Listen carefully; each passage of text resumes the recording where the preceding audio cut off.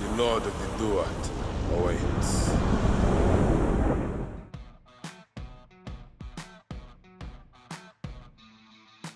Anne Bonny, Assassin's Creed 4 Black Flag. Dear lady, what do they call you? Anne when they're sober, a jilt when they're sauced, but never lady. History's most notorious female pirate, Anne Bonny, sailed the high seas with her co-conspirator, Mary Read, and lover, Calico Jack. She shows up in Black Flag alongside many other infamous pirates and is immediately a cut above most of Kenway's allies, the majority of whom don't seem to have touched a bathtub since they set sail from Britain. Captain, here's one still kicking! She's a redhead too, if that's your type, and begins the story as a friendly Irish barmaid in Nassau, who happens to be a great singer. To this day, Bonny remains an enigma of the golden age of piracy. She disappeared from the history books in the 1720s, never to be seen again. You'll make a fine father too.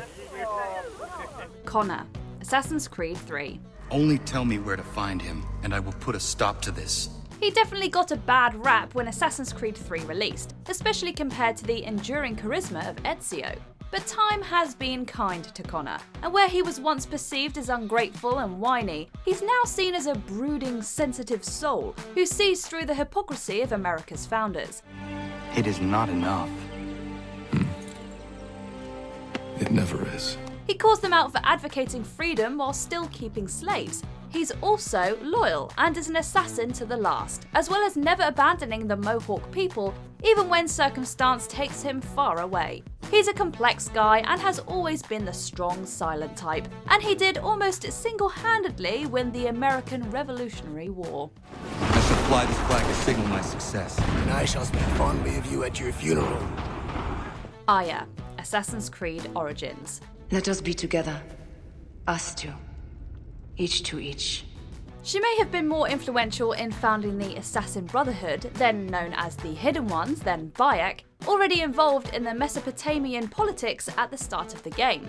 Much like Bayek, she is a great warrior, and even better at working in the shadows, eventually rising through the ranks and becoming one of Cleopatra's closest confidants. I care not who kills the priest. Let it be done before we head to Heraklion in the north. Honestly, Aya's only downside is that she's not in the game more. We don't meet her at all until a few hours in, and studio executives still demanded she had much less screen time than her husband. There's something undeniably attractive about someone who frees Egypt from tyranny of both the pharaohs and the Romans. I have renounced Aya. I have killed Aya. I am now the Hidden One, known as Amunet. Jacob Frye, Assassin's Creed Syndicate. The magic lump of hyperbolic metal. I'm shocked. The rakish half of the Frye twins, Jacob's the chaos to Evie's order. Much as we do like Evie though, her hunt for the Shroud of Eden is much less engaging than Jacob taking the fight directly to Crawford Starrick. He's the idealist who doesn't want to wait to liberate London from the Templars, and though his methods leave much to be desired, it's this optimism that makes him hot. No, don't worry about me, Greenie. I can handle a few thugs. Plus, he has an almost unmatched sense of style. Where other assassins looked ridiculous and barely blended in with their surroundings, we're looking at you, Kenway. Jacob's wearing a top hat and a trench coat. Understated, but very fashionable for the 1860s. If you like sideburns, Jacob's the guy for you. And he's bisexual, so everyone has a chance.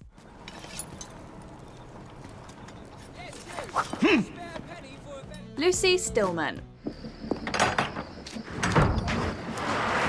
To find the temples, I'm convinced we need to get our hands on Ezio's Apple of Eve. She may not be much of a character in the first game, but that all changes when she busts Desmond out of Abstergo, right at the beginning of Assassin's Creed 2.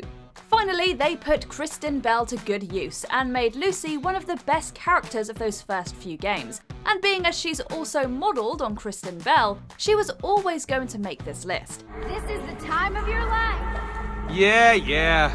Yes, we know Lucy's a traitor to the assassin cause and ultimately a triple agent, but doesn't that make her more exciting? And her loss at the end of Brotherhood was something the modern day storylines have never quite recovered from. They should have made her a quadruple agent. Synchronization by executing events the way Etzio lived them. You might even... Adewale, Assassin's Creed 4 Black Flag. I'm Edward. Much thanks for your aid back there. Adali. He and Edward Kenway meet while taken captive aboard a Spanish ship destined to take them to Europe, and together they're able to break out and steal a ship of their own.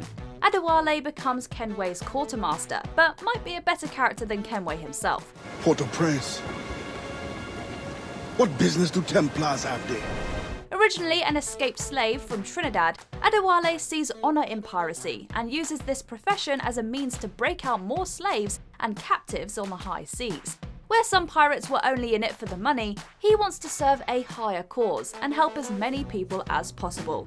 Finally, he speaks 3 languages fluently, 2 of them Romance languages, French and Spanish. I must devote my energy to those who struggle for freedom. I will use my conviction in my creed to defend them alongside anyone who will help me. Elise de la Seur, Assassin's Creed Unity. You seem to have caused quite a commotion. Well, what can I say? You were always a bad influence.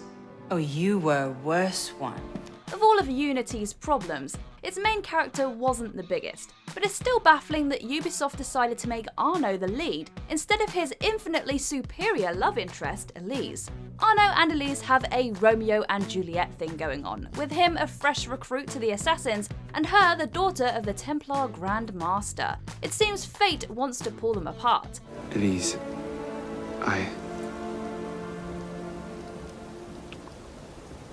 However, complex plots and the French Revolution mean that they have to work together, and we see that Elise is just a better character. She's more nuanced, has a better backstory, and is all-round too good for Arno, and his increasingly sullen attitude. And of course, she's also French, which makes anyone sexier. Where is Germain? I will never talk. Then right. Bayek of Siwa, Assassin's Creed Origins. Run home to your mother. Cassandra will be fine. I will take care of it. Medjay Bayek! Go. Though Bayek's story is filled with tragedy, as he attempts to avenge the death of his son, it also shows what a dedicated family man he is, a quality a lot of people look for in a guy. He'll do absolutely anything for those closest to him, even if that means travelling across all of Egypt to systematically assassinate the members of a clandestine cult. You know, normal dad stuff.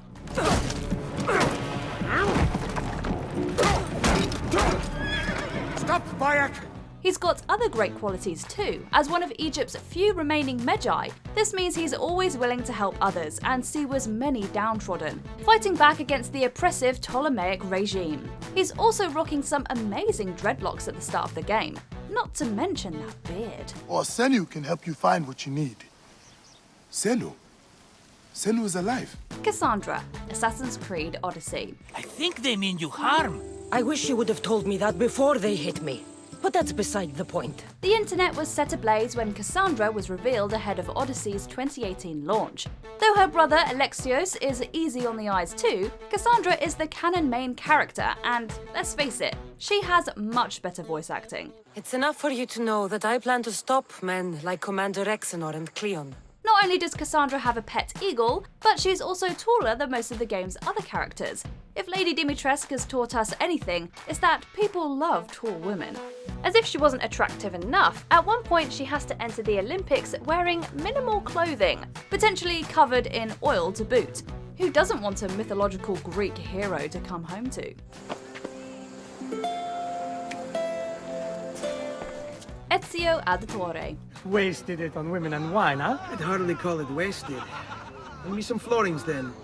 Or have you done the same? You knew it was coming.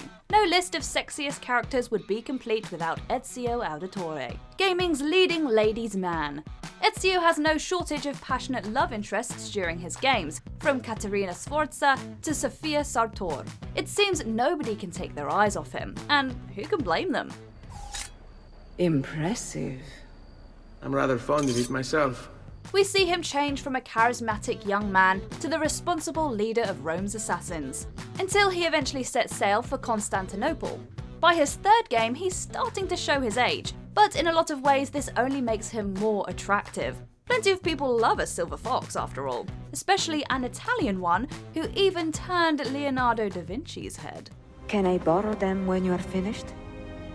We will work something out. Thanks for watching. If you enjoyed the video, there's more where that came from.